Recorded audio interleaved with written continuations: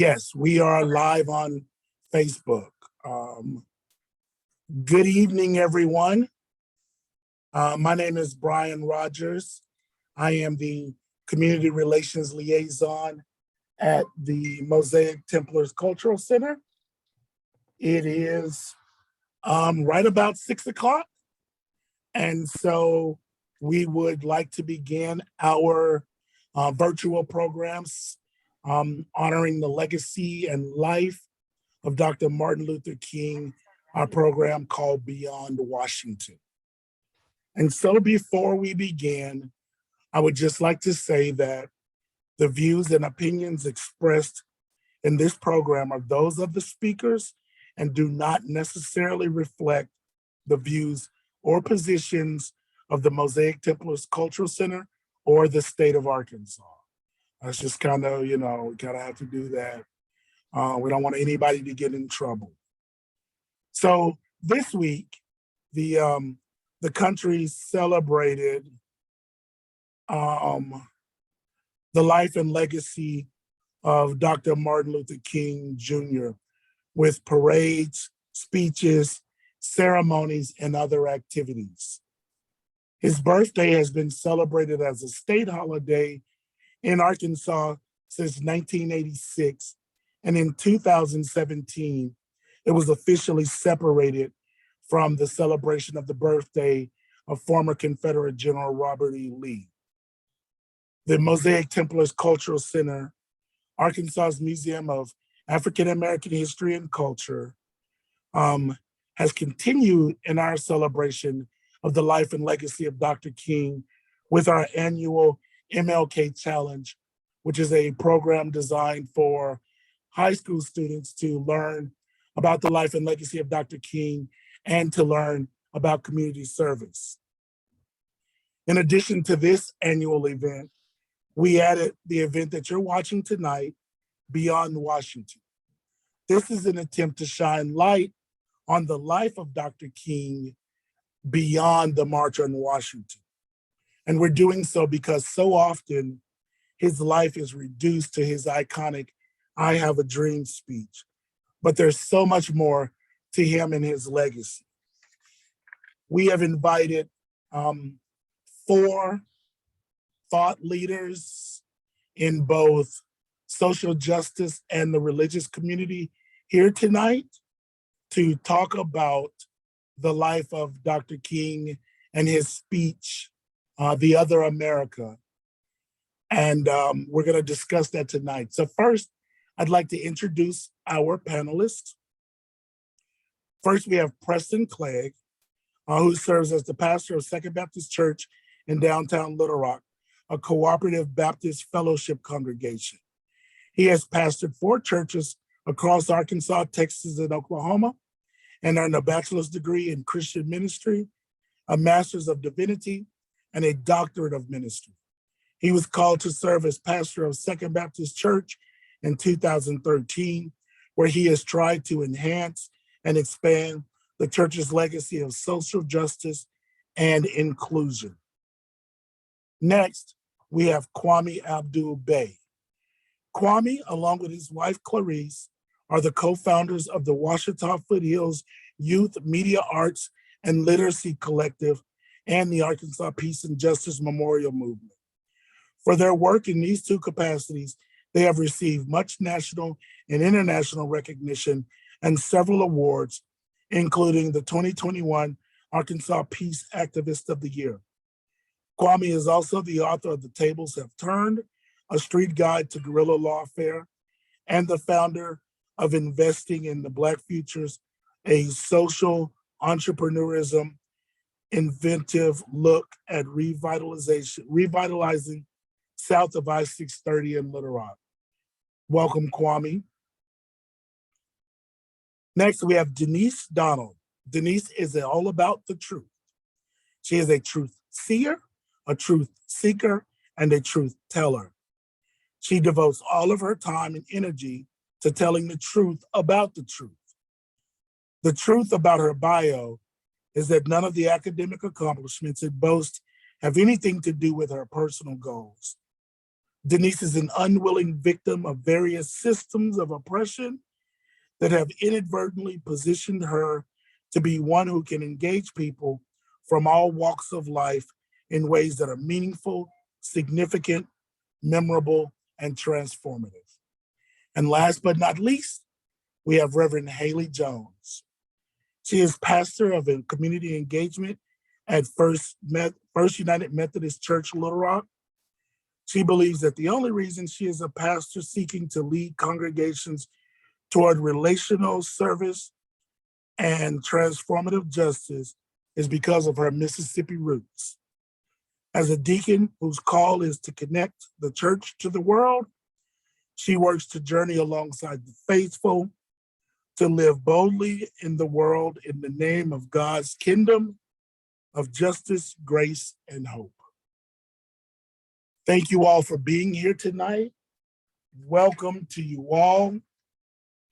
And as I mentioned to you before we began our live conversation, I am really excited about what this conversation is going to bring tonight. I'm really excited about the progress that we are going to make in making this a more perfect union and trying to work together to achieve Dr. King's dream of a unified country. With that being said, those of you who are watching live on Facebook, we're going to reserve a few minutes at the end if there are any questions from our audience. But right now, let's just get into this. So I did not put this question on the questions that I sent you, but I just want each of you to give us a couple of words about The Other America and what you thought after your initial reading. And we can start with whoever wants to go first.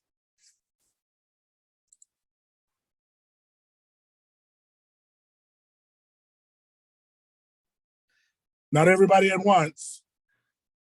I thought it was pointed. I thought it was the real King. I thought it was a brilliant blend of social critique, deep spirituality, system talk, personal talk. It was the genius of Martin Luther King Jr. At his best, is what I thought. Anybody else?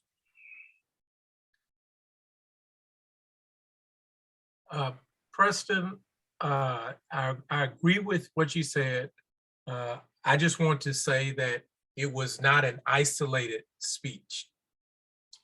This speech, just like so many more of the speeches that Dr. King gave, had this quality about them. Even the speech that you mentioned earlier, Brian, about I Have a Dream. It's true that America is enamored with that sentence, I have a dream, but very few Americans have actually read that speech either. And that speech is actually as powerful as The Other America. So it was prophetic, it was honest, and it was, like Preston said, it was pointed, and it was the gospel that we need to be following if we do truly and honestly consider ourselves to be the followers of the word, are the image of God. Because even in his speeches, he talks about us being in the image of God and what that actually means.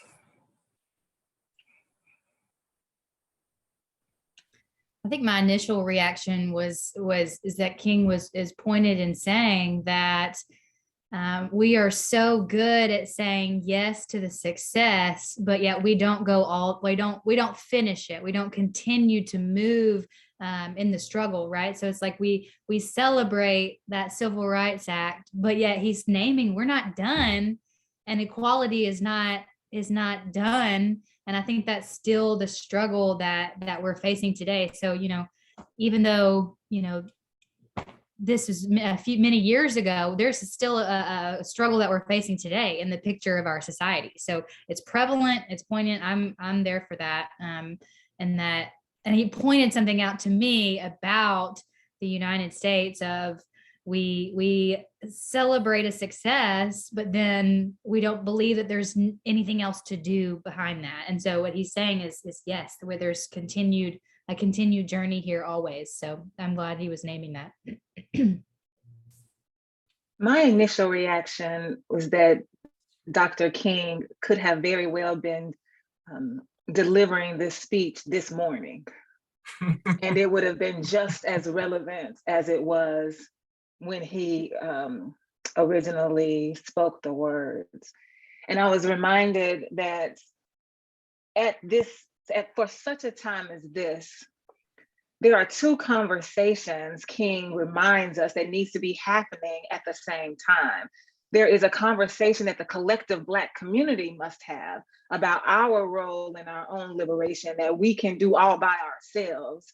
And the other conversation that absolutely necessitates white people stepping up into their role of realizing this dream that we have of what America is supposed to be or should be, that we have yet to realize. And so King is pointing out that that we really are, this is the part that I really love, we really aren't living in a white backlash. Like, that's not what we really are dealing with.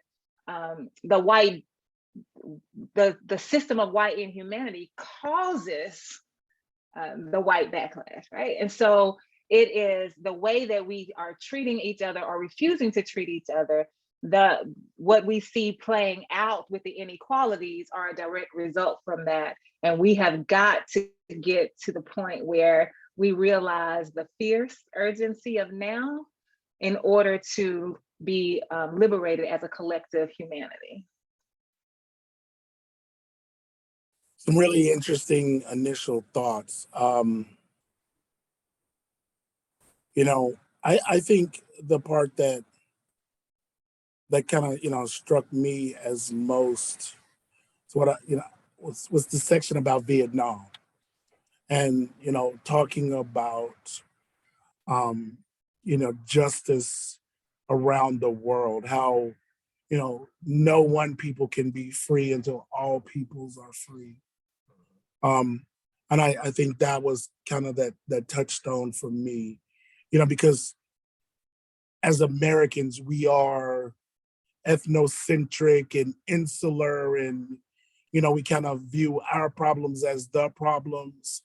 And we never stop to think about there are other people in the world who are dealing with similar situations to what I'm dealing with, or even possibly worse oppression and worse conditions than what I'm facing at that particular moment.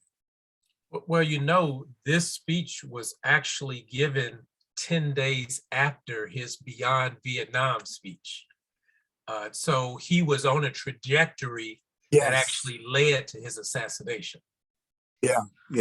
And it's interesting that you bring up the Vietnam piece, because it was during that section of the speech that King points out that America, just going back to America, has the resources. If we can spend $30 billion or however much on war, if we can spend this much money in other spaces, we can absolutely obliterate the poverty that we are dealing with in America. So the question isn't, do we have the resources? The question is, do we have the will? And the answer that we see right now is crystal clear. We do not have the will.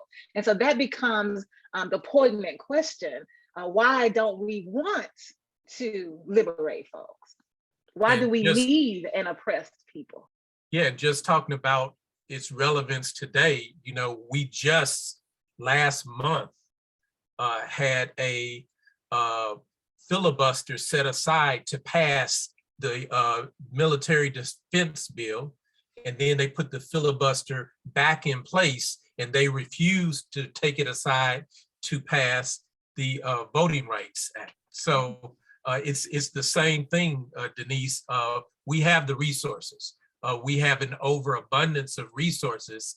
We just do not have the desire to ensure that we have an equitable America.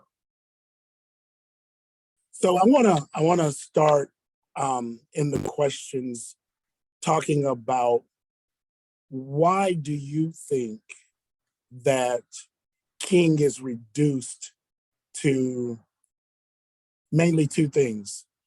As we mentioned, the speech at the March on Washington, and his nonviolent approach to the civil rights movement. Why is that what King is reduced to in the media and pop culture and just kind of American society at large?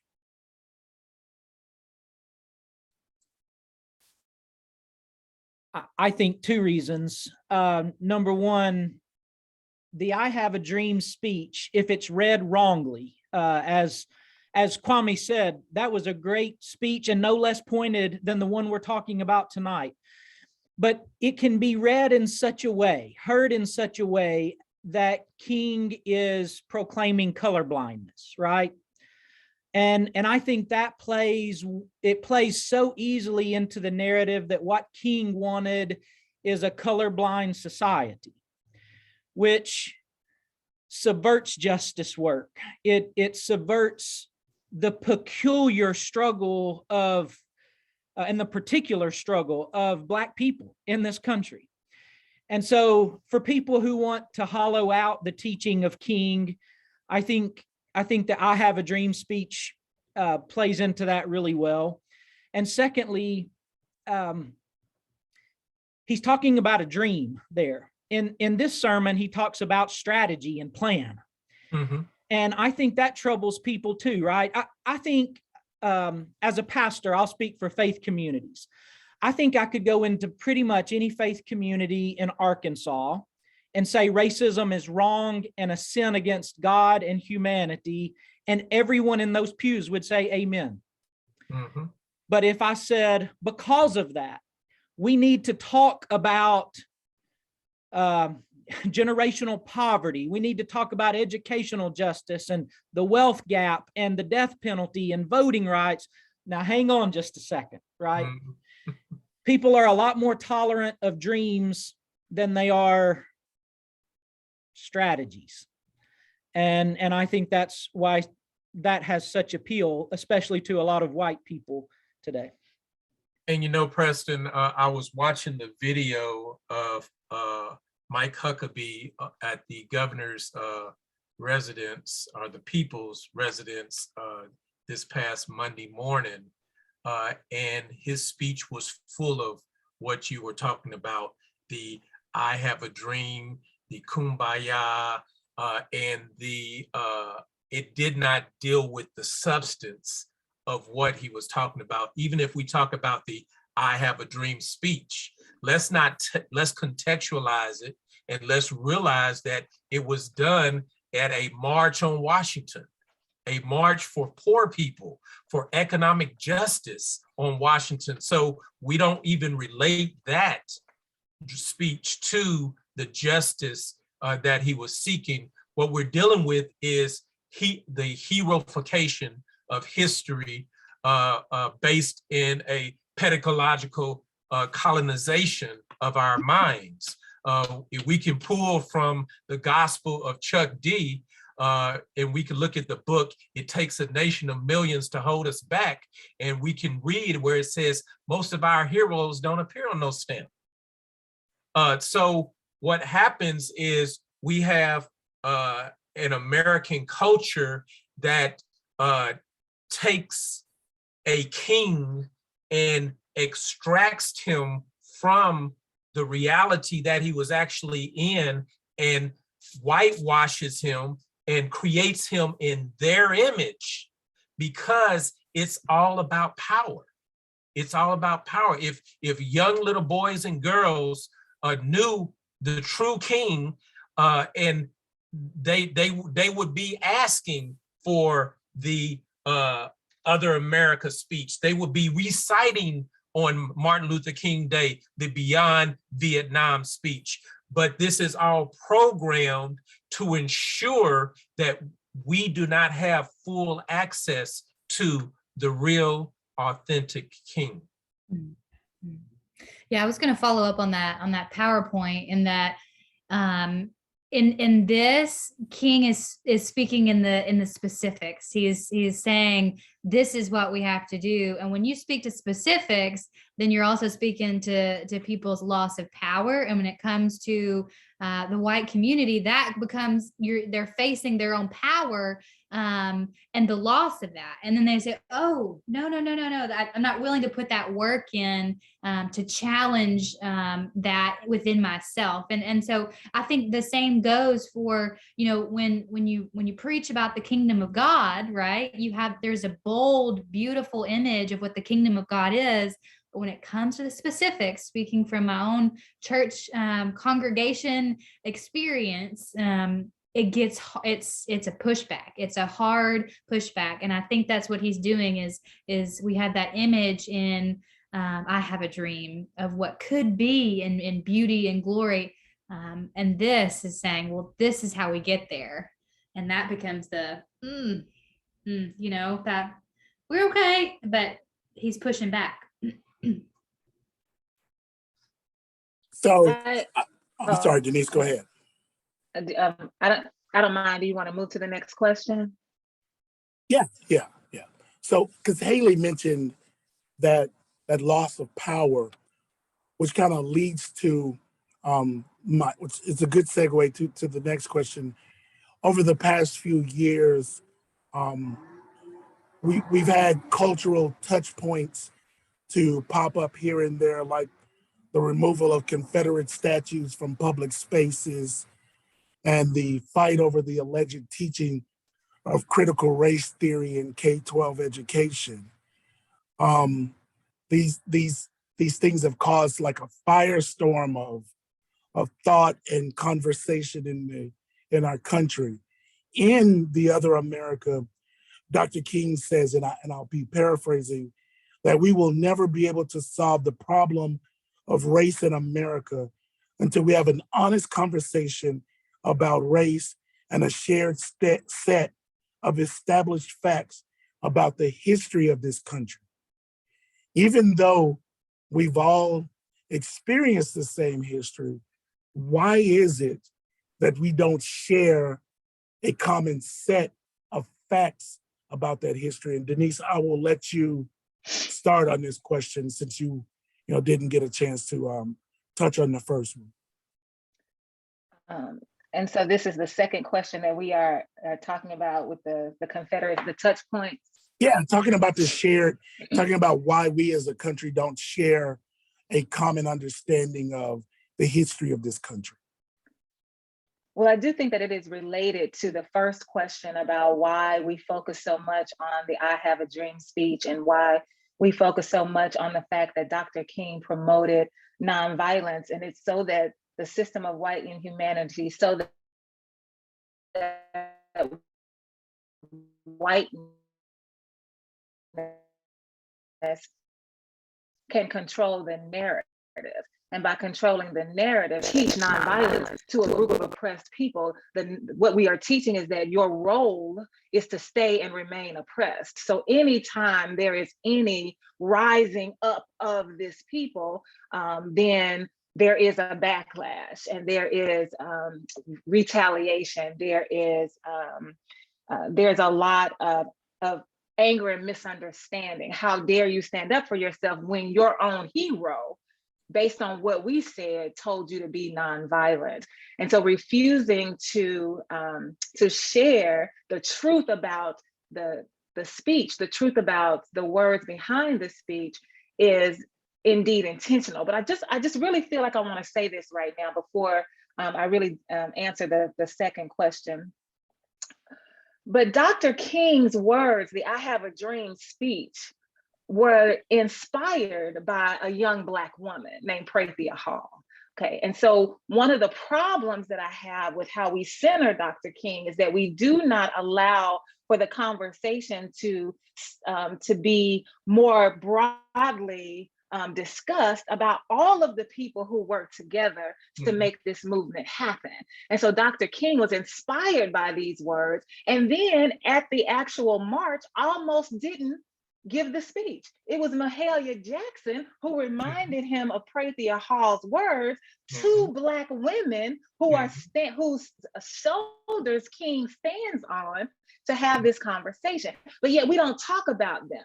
And so when we talk about why we talk about just the I have a dream, it's again, whiteness wanting to control the narrative and thus control the behavior. So you've got these Confederate flags because I want to control the narrative that the statues, the Confederate statues, these are our heroes. These are our patriots. But the truth of the matter is that these were the traitors. They did not want to be a part of the United States of America. They actually said, we don't want to be a part of America so that we can fight to keep our slaves. And so this we don't want to share because we don't want to tell the truth, because if we tell the truth, we have to be held accountable. If we have to be held accountable, we are going to be forced to pay reparations. And these are conversations we don't want to have. And so that's why we don't share, because as long as I keep you in the dark, then I don't have to act on anything. And you brought up the sister that inspired the I Have a Dream part of the speech. She and there were two other sisters that also inspired the formation of the Poor People's Campaign that King led to Washington. So I definitely agree with you 100%. And it gets back to this heroification of history and this whitewashing of history. I personally believe that, your question, Brian, was you were talking about even though we all experience the same history. I don't believe we experience the same history. I believe, just as Albert Einstein's theory of relativity believes, is that history and time and motion is based on the relativity of the observers. So, and we observe things differently. That's why some people can say they're traitors and others can say that they're heroes, because we're observing them differently. But in that paraphrase that you brought out, the key word was conversation.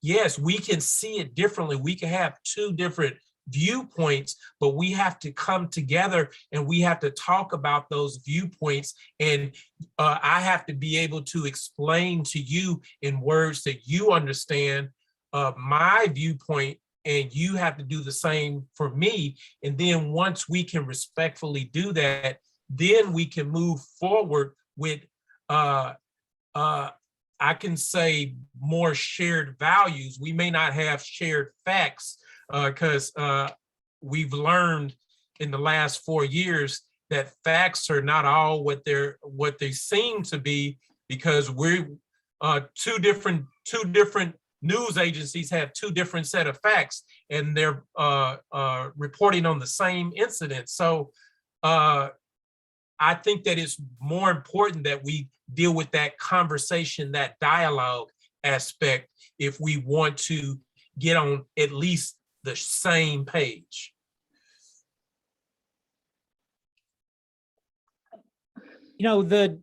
My faith tradition teaches that the way we remember is of moral importance, right? One of the most frequent commands in the Hebrew Bible is remember. Remembering is not just a rational exercise. The way we remember is of moral importance. Precisely because of what Denise said. When we talk about remembering, we're really talking about this present moment. And I think the reason that we tend to remember differently is we want to live differently today. But remembering rightly and I would say it's part of being people of the truth, is of moral importance. And we have to be honest about how we got where we are today. Yes. That's not just about our reasoning, that's about our wills and our souls. So I think this is of the utmost importance. And I'll also say it has very little to do with our history, and it has a whole lot to do with propaganda. And until we're able to make that differentiation, I don't know that we're going to get very far. But our whole history is propaganda. I mean, when we think about the way that it is being taught, the way that it was captured and published for us and given to us, the way that we've been indoctrinated to believe it, all of that is propaganda. And so when I was listening to you, Kwami, you talked about there's a reason why some people can say that the people who fought for the Civil War, fought against the Civil War, were heroes, and others can say they were traitors, is because that's their perception, but that's their perception without engaging the truth. And so Indeed. propaganda Correct. gives you Correct. permission to say that Yes. these people were heroes, right? Indeed. And so Indeed. the truth becomes the central, the crux of the matter. Indeed, and I agree with you 100%. I was coming from the standpoint of I understood the question is, how are we able to solve the problem? We have to solve the problem because we have to, even though there's propaganda and even though there's a dispute of facts, we still have to be able to discuss them and talk about them. That's where I was coming from. Well, my concern though is that how are we going to talk about it if you want to stand firm on the fact that these are heroes and I'm telling you that they're, so when do we get to the truth? Right. And I think that's why we've been paralyzed. Right? I think that's why we're paralyzed in this moment. That's why there's no movement. That's why there's no traction. That's why we seem to be stifled and stalled, because we're too busy trying to figure out whose perspective deserves the most attention, rather than dealing with the truth of the matter.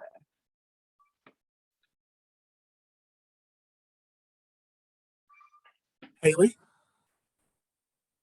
I was going to say, I think what this question made me think about was the way that present experience eventually becomes our historical narrative, right? So we have to have that shared set of facts and understanding of history of the past, but how are we also understanding that two people can have very different experiences of the present that become the stories that we tell, right? So the narratives that we share about our experience. And I hope I'm tracking in that, but I'm wondering if King was trying to show us this light of, we have two very different experiences in this world, and if we don't face those two very different experiences of the other America, then there is going to be no change of the future and thus our history.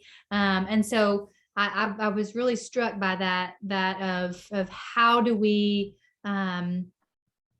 face the fact that there are two stories and two experiences here. So, and those two experiences are based on the values that we embed in our children. One group embeds this value in their children. Another group embeds that value in their children. So the thing that really has to be dealt with is the values that clothe the facts. And I think Preston spoke to that. I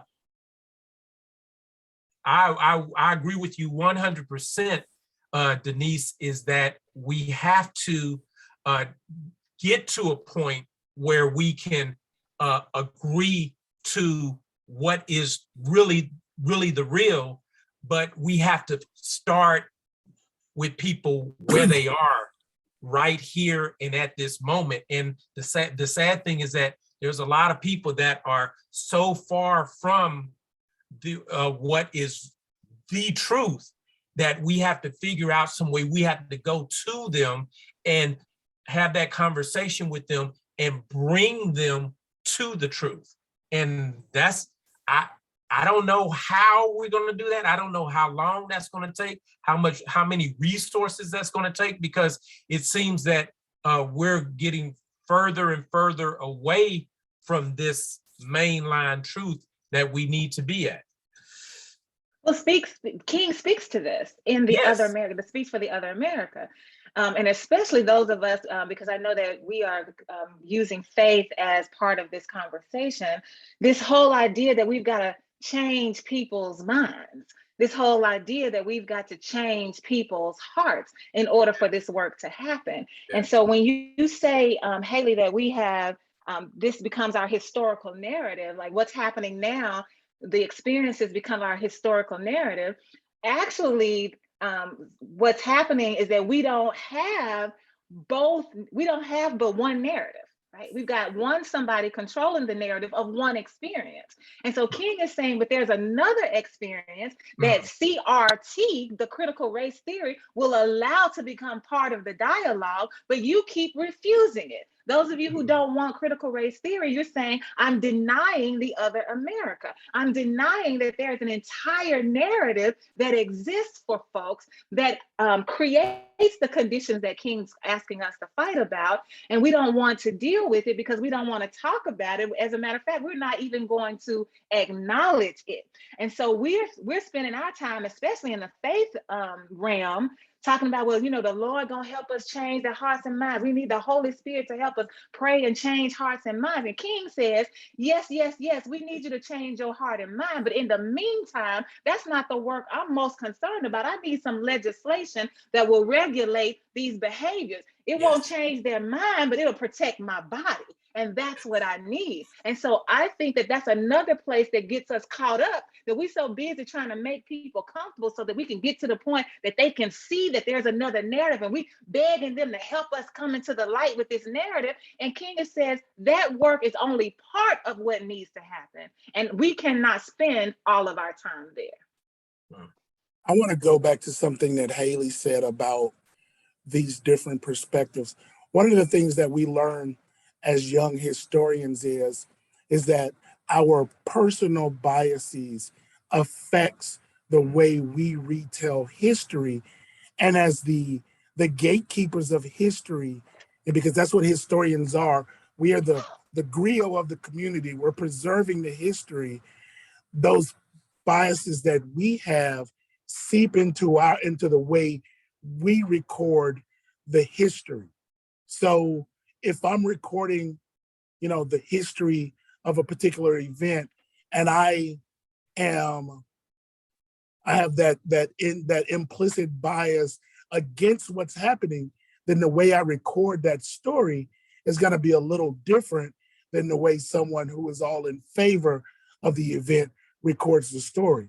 And I think that's how we got to where we are today, right? Because at the end of the Civil War, there was a school of historians who were mainly concerned with maintaining the honor of the South. And so the way they recorded the stories became the story of the, aggression of the North, and the fact that the South was fighting the war to maintain the balance of state and federal rights. And so the way we record history, the way we tell history, determines how the future views of past events happen.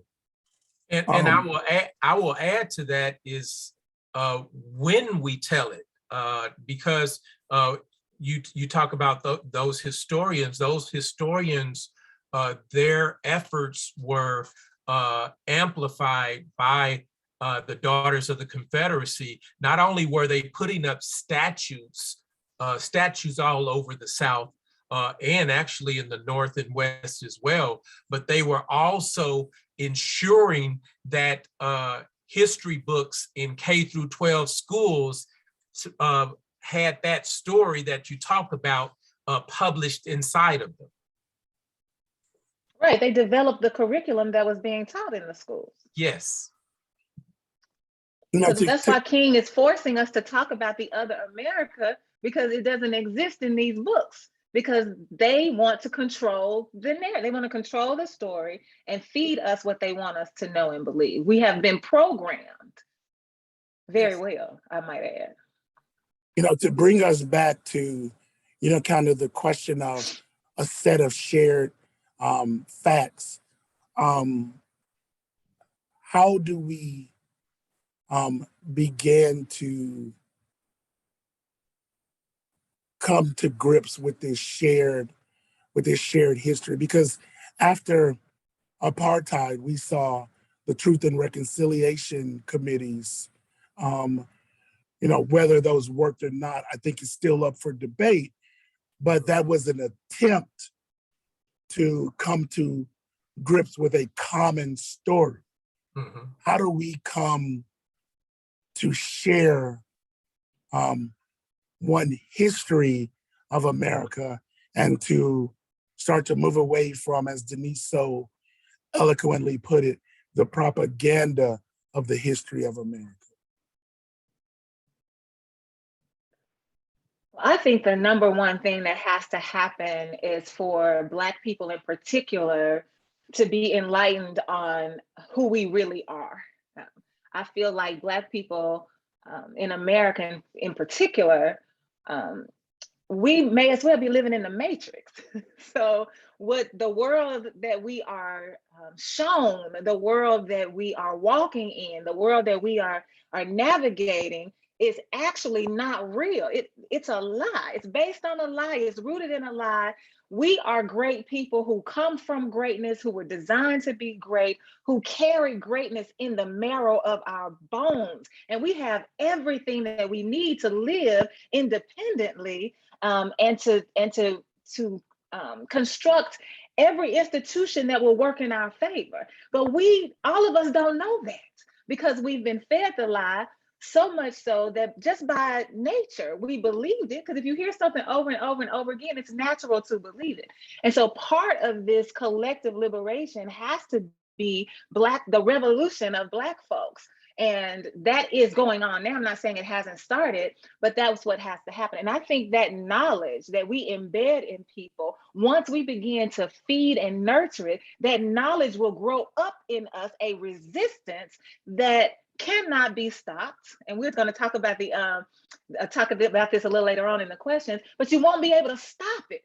And that's where we are now. We're at this tilting point, right? You aren't going to be able to stop the revolution that's already happening, and it's going to continue to happen the more we are enlightened. So the work of helping Black people see ourselves for who we really are and not for who we've been programmed to believe we are is part of this solution to having one history, because we'll be talking about the truth as we know it and not the lies that we've been told. You mentioned, Brian, the apartheid from South Africa, and very few people know that Dr. King spoke out against apartheid in South Africa in several of his speeches.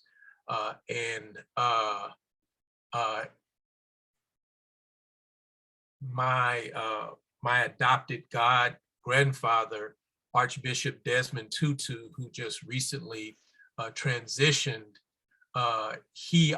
he was part of that process of the Truth and Reconciliation Commission. And he talked about how the apartheid that they fought against in South Africa currently exists today in other parts of the world, particularly in Palestine. And when I think about what can be done, what can we do here, right here in Arkansas, is we have to take these examples that have been given to us and apply them to our own present day experience. One thing that Clarice and I have been fighting for over the last 3 years is the establishment of a Truth and Reconciliation Commission here in Arkansas that would begin that process of doing the education that we're talking about, not only educating little Black children, but educating little white children, because they've also been fed lies and deceit and everything, but not just the little children, but the elders who are set in their ways as well. So I think that any discussion along those lines has to deal with, as King stated and as Denise so eloquently punctuated, it has to have some type of public policy aspect. You have to literally set up the rules, set up the laws, and say, this is what you will do. And that might not change your heart right away, but it will stop you from doing X, Y, and Z, so that those people who are your victims, are the descendants of your victims, can first and foremost begin to have a sigh of relief and start their own process of dealing with the trauma, historical trauma that they dealt with because of this matrix that they've been thrown into.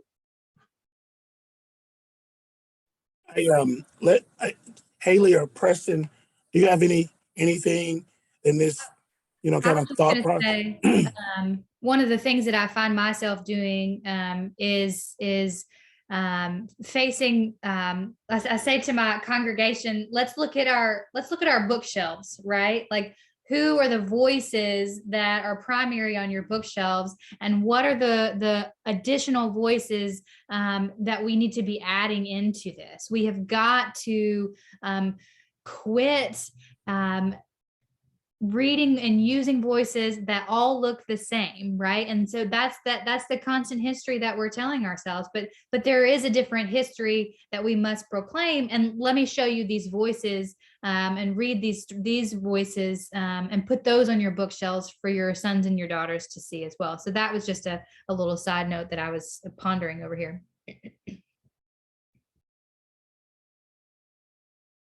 Okay, Preston, did you have something? I didn't want to. Go ahead.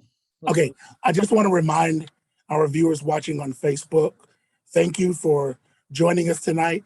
And if you have any questions, please put them in the chat. And at the end, we'll save some time and we'll get to your questions in the chat if you have any. So again, thanks for watching. Now, I want to move on, kind of skip around for a moment, because both Kwami and Denise addressed the next point that I want to kind of discuss. And Preston, I want you to start on this thought. King mentions that laws can't change hearts, but they can restrain them. And I thought that was, such an amazing thought, because in high school, I was in debate. And one of the things that we learned in debate is that you can't legislate intent. You can't legislate people's feelings. But I never thought about legislation can restrain people's intent. And so King mentions that in his speech. And so, Preston, if you would, just take a couple of moments and talk about your thoughts about legislation restraining people's intent, restraining their hearts. Yeah, a couple of things that I want to say about that. I think there is a reflex amongst a lot of white people to think of racism as interpersonal animus, right? And when you define racism that way, then you can avoid all legal and political ramifications of it. And I think sometimes this reflex of you can't legislate morality becomes cover for systemic and political racism. Slavery in this country wasn't just one person's bad idea. It was inscribed into the laws of this country. And if we're not going to get political about it and speak about legislation, then we're not going to get at the real problem. I don't think that any of us would say if we had right laws, it would fix every aspect of our humanity, right? There are probably places of our humanity that laws can't touch. You can't force love. You can't force like real deep compassion. However, you can, and King says this in this speech, you can curb destructive behavior with law. And when it comes to Black bodies and the well-being of Black bodies and the safety of Black bodies, then that becomes the prevailing concern, not the hearts of white folk in that moment. So I think that's what King is getting at here is while laws can't do everything, they can do something, and we should utilize them for that purpose. Probably no one has influenced my thinking in this regard more than Howard Thurman, one of MLK's teachers, yes, who actually says that we should think of laws aspirationally. And I think he uses the word tutor, like we should think of laws as our moral tutors.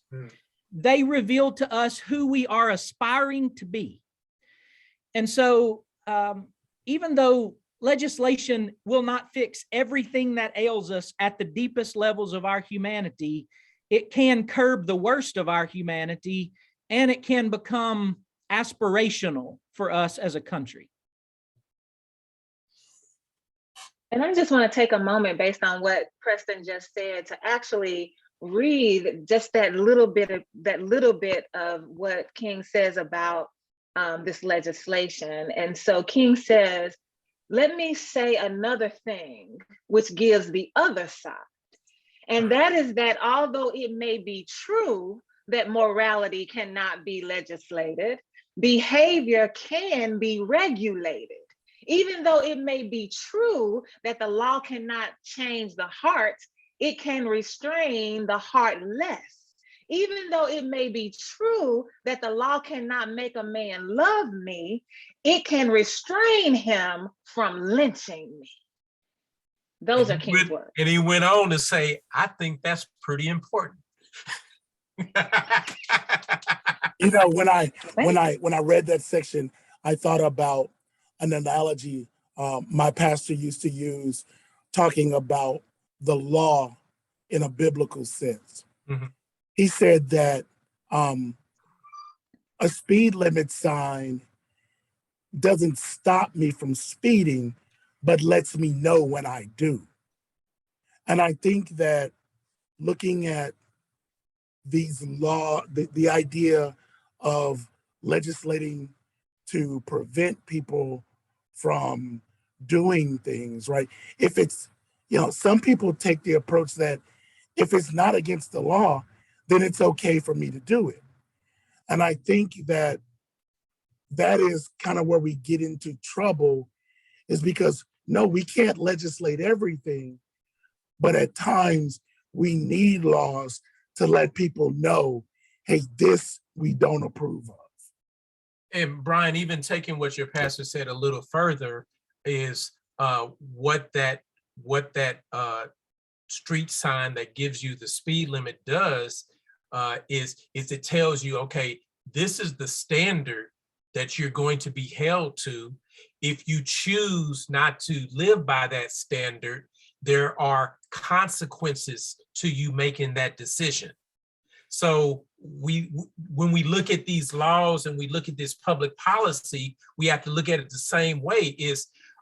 We're not trying to change your behavior. We're trying to tell you, if you choose to do this, then there will be consequences. So you have to decide what you're going, whether or not you're going to abide by that, and whether or not you're going to suffer the consequences. The problem is that we still have this structural violence that is being waged against people of color, where even those consequences that are set up are dished out totally differently based on how you look when you walk into that courtroom. So that's still even another aspect of the legislation piece as well. And that's why King is pushing us to talk about the other America. Because Yes. in the other America, yes, there are speed limits and there are stop signs and there are red lights and there are laws, there's legislation, but the consequences are null and void, because the people who kill our bodies, the people who murder us in the street and have our blood running down the sidewalk, they do it with impunity.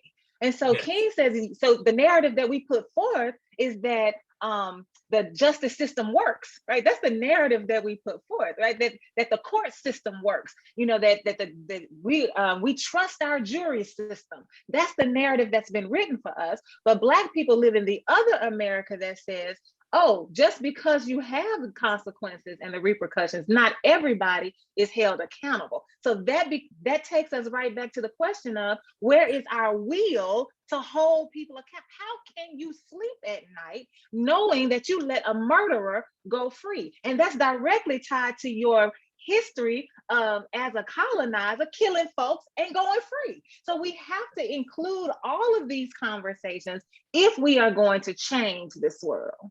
Yes, yes, indeed. So in that same section, King talks about, he says, we will never have an integrated society until people are obedient to the unenforceable. And it's often that the goal is not integration, but desegregation, right? So when we talk about 1954 and Brown versus the Board of Education, we don't talk about integrated schools. We talk about desegregating the schools that we had.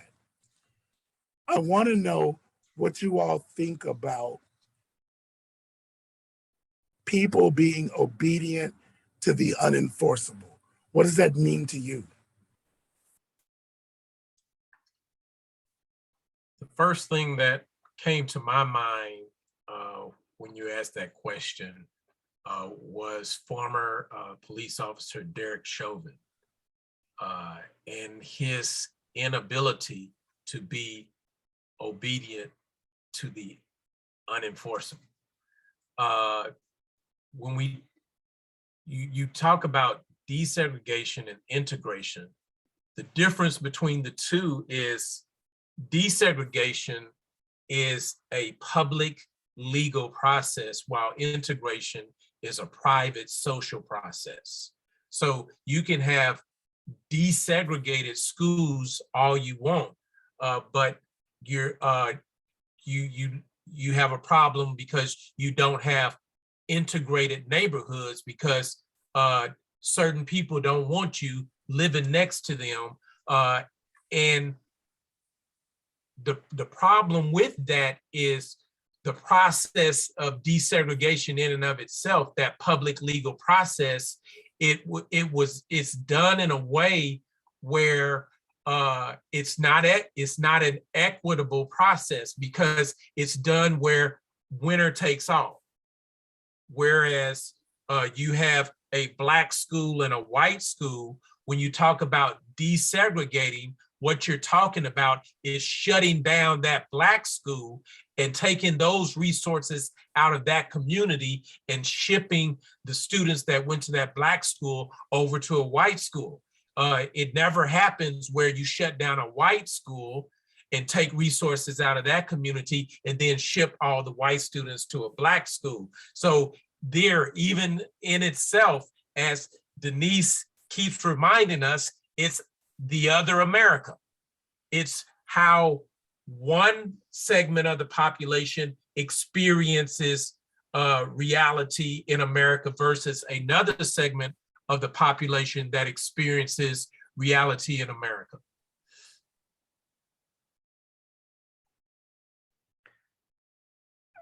Earlier on in this conversation, Haley mentioned the word power. I think that's a part of how at least I differentiate between those two in my own mind as well. I think you can desegregate without a power shift, but true integration, and I mean that in the best sort of integration, not integration as a cover for assimilation, right? I mean the best sort of integration is there's a power shift, there's a justice element. You can desegregate and say there's room at this table for everyone, but integration gives everyone an equal say in the menu, right? And those are two separate things. And I think in this country, we've done more desegregation than we have the best of integration. And most of what we call integration is really just assimilation by another name. To me, what I think King means when he talks about obedient to the unenforceable, not to be reductionistic, I think he's talking about love, like deep Christian, human, authentic, gritty, just love that wills the good of other people. And that gets really difficult to force people to do. But I think a true just society will always elude us until we're willing to really and genuinely love people, right? You know, Preston, when you're talking about that love, I'm looking at the speech where he talks about this aspect of society being integrated versus desegregated.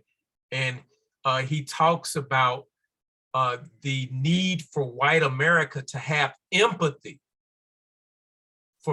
for the pain, agony, and burdens of Black America.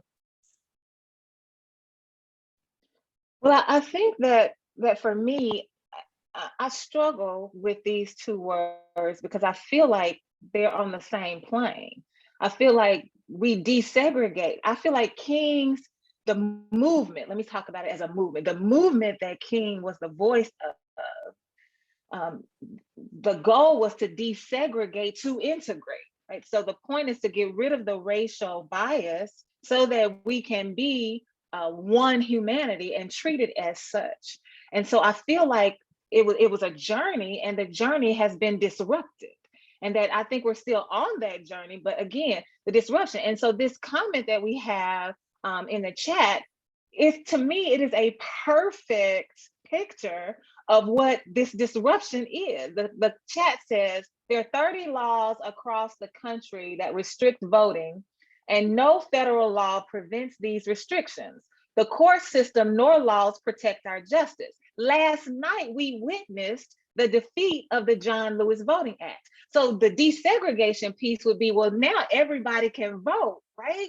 But then for you to have these restrictions in place and for you to defeat the John Lewis Voting Act, that shows that you're not looking for integration. So you disrupt the journey that we are supposed to be on, and therein lies the problem, in my opinion. So when King says, how are we going to be obedient to the unenforceable? Then I think we are talking about love. We're talking about these changed hearts and these changed minds, but we're also talking about humanity. Like, yes. I can't enforce you. I can't make you see me as a human.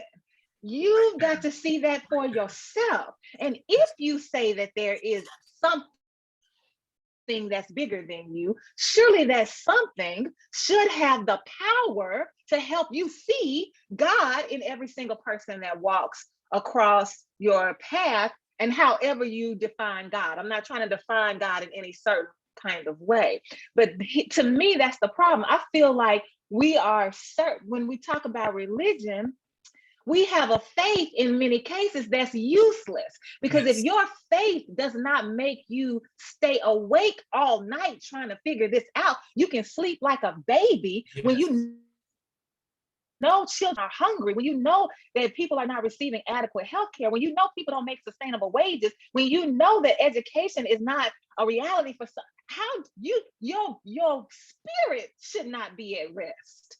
And so King says you got to be obedient to that which is way down deep inside of you that nobody else can reach but you. Mm. Yes. I want to even though this is good, this conversation about integration versus desegregation is good, and it's even, one of the debates going on within the African American historical community.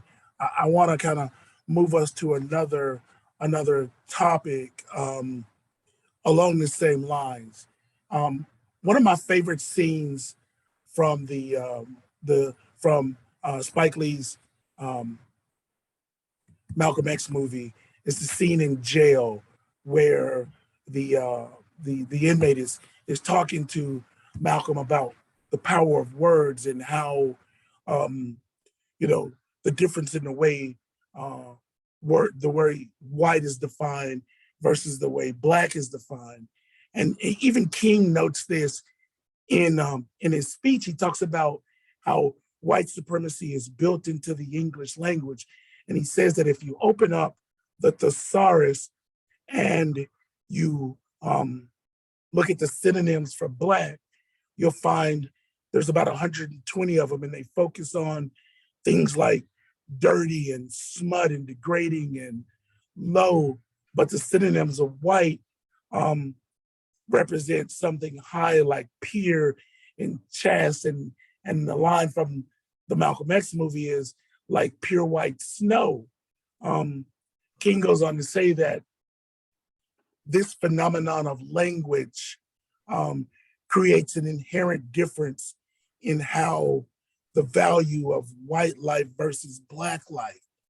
I wonder, from the four of you, how do we combat this value that language has, and how do we start to move Black bodies into being valued, right?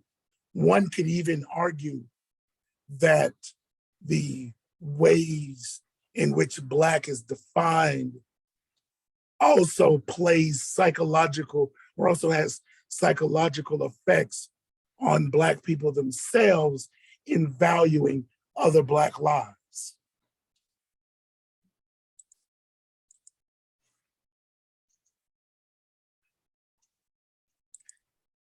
Somebody come on. You know, there's been a lot of faith talk tonight, but you got ministers on the screen. I think about the Sermon on the Mount, in which Jesus warns us about our words. You've heard it said, don't murder. But I say to you, anyone who calls your brother raka in Hebrew, it's like you're spitting on them, right? You fool is how it's translated. You're well down the path of murder already. I think that is Jesus saying that real hatred, violence, is born in our language. It doesn't end there, but it is born in our language. And if we don't tend to our words, our hands will begin to act on them. I think we sort of diminish the power of language in our culture, but in the Hebrew mindset, worlds are created with words, right? To bring that to present day, just this week, I heard a U.S. senator say, Black people vote as much as Americans. And if you think about the logic of that statement and what that is really saying, what came out of his mind to say that. Yeah, exactly. Black folks aren't Americans is what that means. Or when we drive around and say, that's a bad school, or that's a good school. What does that mean? Bad and good. Those are value judgments. What do we mean by that?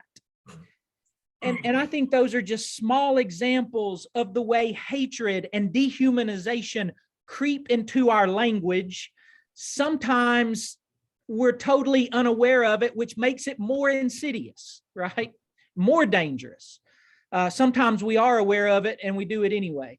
But I don't know how to combat that except to call our attention to the fact that the way we speak to each other and about each other is of moral importance. Words are the beginning of deeds. And I think that I want to go with Preston here, if you don't mind me riding your coattail, Preston. I want to go with you here to say there's also a scripture that says, out of the abundance of the heart, man speaks. So if these words are so powerful, when you're pushed up against the wall, that which is way down deep is what comes out. So when we hear you say this is a bad school, that's because in your heart of hearts, that's what you believe based on everything we've been saying, the lies that the person writing the story has told. So if we don't get this other story out there, if we don't recognize and acknowledge this other America, then the power that the words of the other America carries continues to be silenced. So the words have power, yes, and every story is filled with words. So every story is powerful. So the story of the other America must be heard, which is what King is saying. But because of what the question was before this, how do we be obedient to the unforceable? I can't get to what's in your heart that's making you say and believe these things. So one of the things we have to do is get people to do your own work. Mm-hmm. People have to decide for themselves that they're going to do some work. White people, y'all need to get y'all white people and help them do their work. Black people, we need to get our black people, help them do our work. People of color, we need to get our people of color people, and we've got to help each other do our work. But we are not going to make as much progress as we could, as fast as we should, if people do not examine themselves and their own hearts, which would help them govern their mouths. I'm sorry. Yeah. No, you're good. It also made me think that we can't really answer this question without also going back to the set of shared facts and the historical narrative, right? And I think Ibram X. Kendi does that in stamped from the beginning. That's his whole trajectory is tracing the way that language has influenced the story that's told. And so I think it's absolutely crucial to know the root of where that comes from in the historical narrative, so we can begin to shift that story into a new light. Thank you for punting it to me like that, Haley, because I'm gonna tell you exactly where it came from. Brian, I love that movie. I love Spike. He was one of my professors in film school. So I remember when I first saw that scene in the movie Malcolm X, and me being someone who is really governed by etymology of words. I looked up the etymology of the word Black, and it was very interesting. I was very interested to learn that the definitions of Black that we currently hold as being bad, as being dirty, as being smut, as being degrading, as being low, that is not the original definition of the word. That definition came into play in the 15th century. What was happening in the 15th century? The Spanish Inquisition, where they were kicking the Moors and the Jews out of Europe, the Catholic Church was.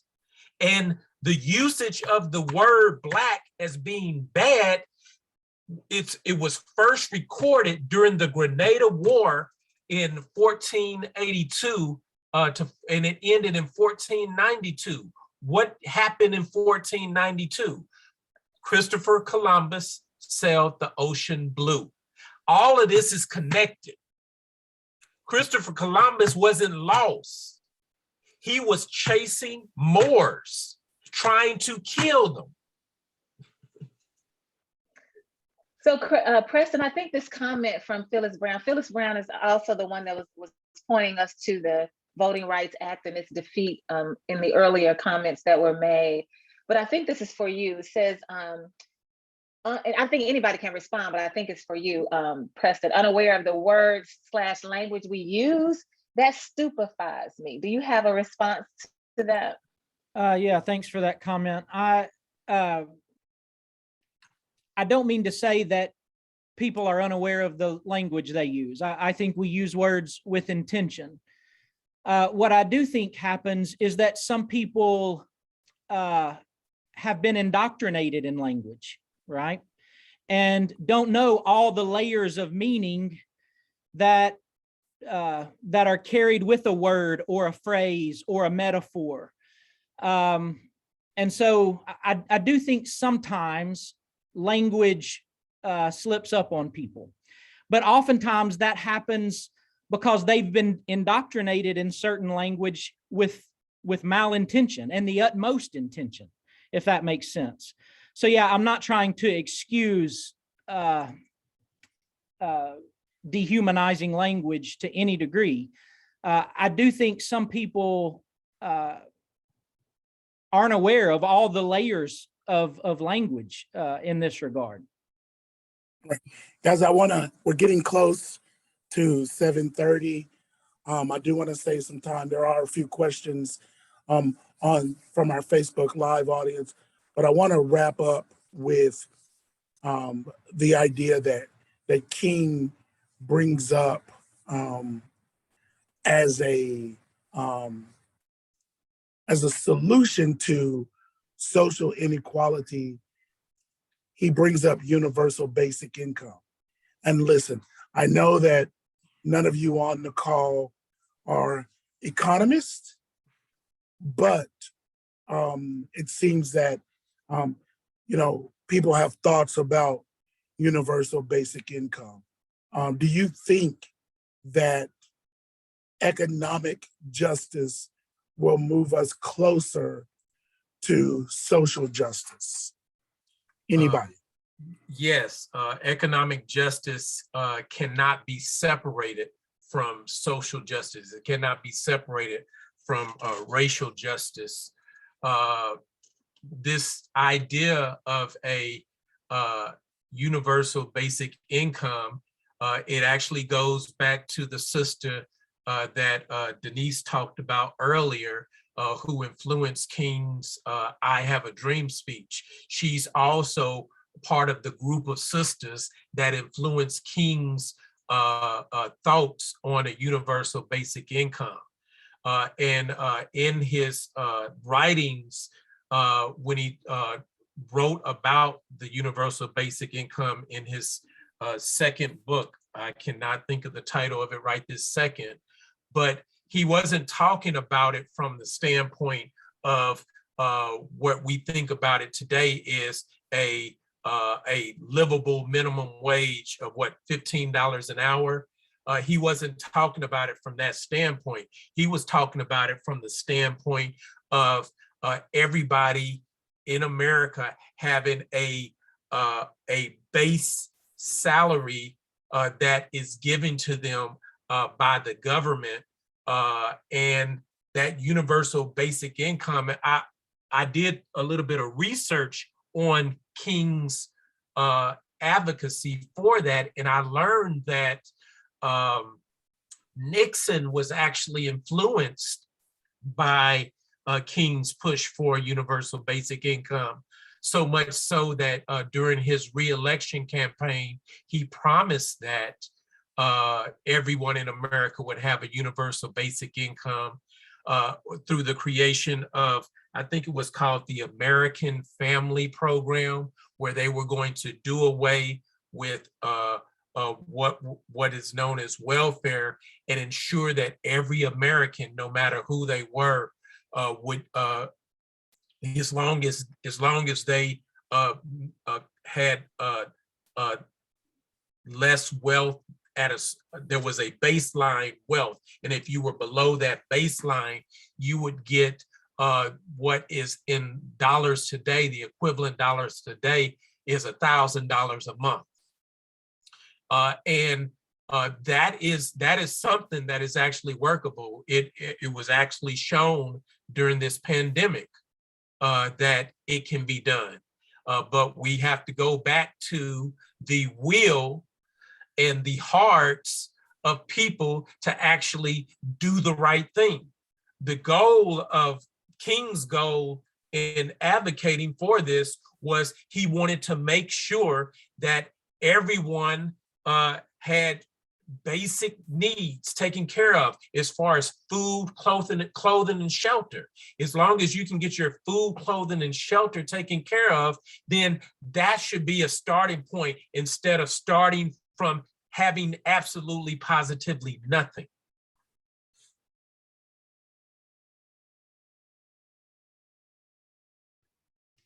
One of the lines that I highlighted and underlined was, and I'm convinced that many of the very people who supported us in the struggle in the South are not willing to go all the way now. So personally, yes, I do believe economic justice is a part of this justice that King is calling for. And so I think he's challenging us, and he's saying, in addition to the violence against physical bodies, there is a violence against the mental, spiritual, educational aspects of people's lives. And so when we have people who live in poverty, when we have educational inequity, when we have housing inequity, there is still a violence against bodies, against their mental, emotional states. And so there is justice to be done, and a significant part of that is economic. And so I think that is what he's saying is we can't just support one aspect of this.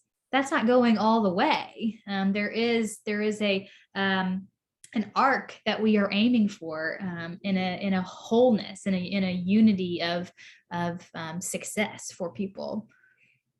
So there's a couple of questions from the chat that I want to get to before we wrap up. One question says, while I am grateful for these types of necessary platforms, what can we collectively do to move the city, county, state, and United States of America forward honestly and truthfully? And then there's a second part that says, what is going to be the real next level of getting to the next? The thing that we can do is organize and mobilize people to vote. Right? That is we have got to vote. Everybody has to vote. And there are people among us who understand this, the situation that we are in the same ways that we do. And there are those people who are positioned to be political leaders in this space to help us get the work done, to help us reach our goal of true integration. And so we've got to be voting those people into office so that we can have a real dialogue about this change. Because for me, when you ask the question about economics, will that get us economic justice? Will that get us closer to social justice? Yes, but not as an isolated entity. And so when you see these words that we have in the chat right now, the words in the Constitution deliberately and intentionally excluded women and enslaved Africans in America. Tom Cotton, who is one of our political leaders, was intentional when he said slavery was a necessary evil. Those words are intentional. John Hubbard, who is a political leader, Jonesboro state legislator, said slavery may have been a blessing. So when you have those kinds of people feeling that kind of way, dealing with economics and dealing with education and dealing with housing, it's no wonder we're in the state that we are in. So what do we need to do? We need to vote, not just talk about voting, but we need to mobilize people and get them to the polls so that we can change the structures that govern us. I think that's part of the equation.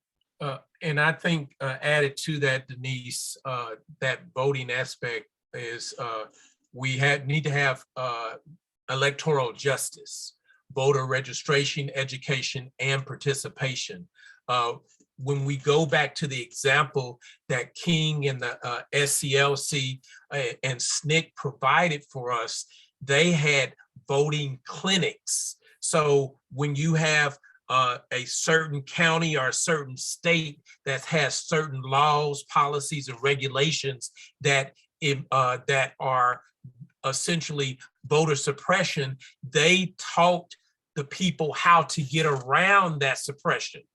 When you look at in some places where you can't, all of the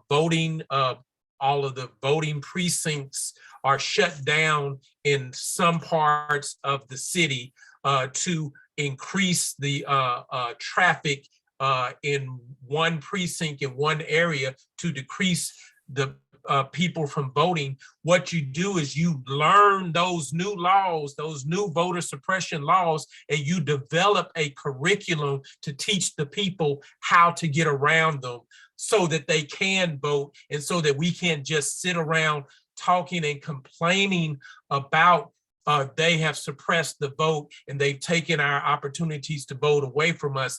Let's get around these hurdles, then let's vote, and then let's vote people in there that will undo and get rid of these hurdles. Another question in the chat says, if the majority of slave owners and people who voted last night were Christians, how does this conversation about Jesus help us? Wow. I got 3 qualified people that can answer that.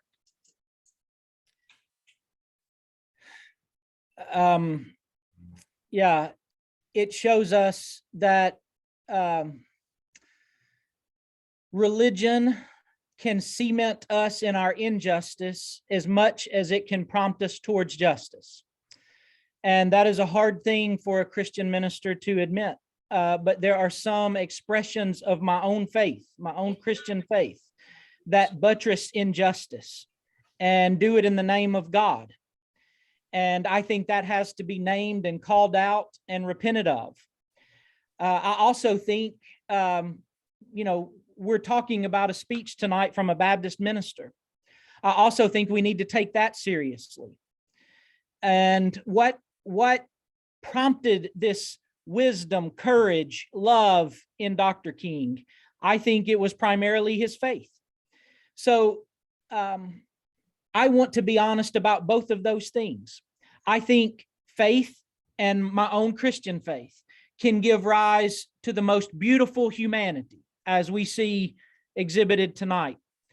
I also think my faith can be warped and twisted so that it supports and sanctions the worst of humanity.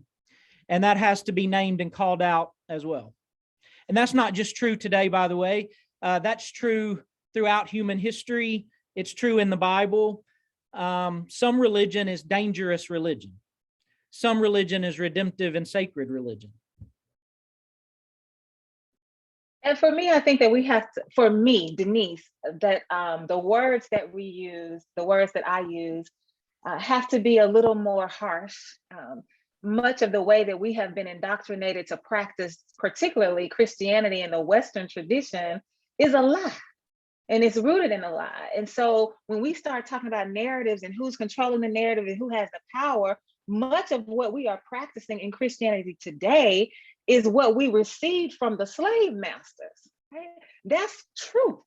And so then I can understand the question, like, so how does this Jesus serve me? The answer is that Jesus does not, point blank period, does not. And so the work of the faith leader has to be reframing Jesus so that we can get to the truth about who Jesus was meant to be for us, so that that Jesus can then compel us to do the work. So I would not invite anybody into a space for this Jesus we've been indoctrinated to believe, who as a matter of fact, we call it Bloody Sunday because people sat up and praised Jesus and then walked out on the Edmund Pettus Bridge and slaughtered Black folks in the street. So we've got to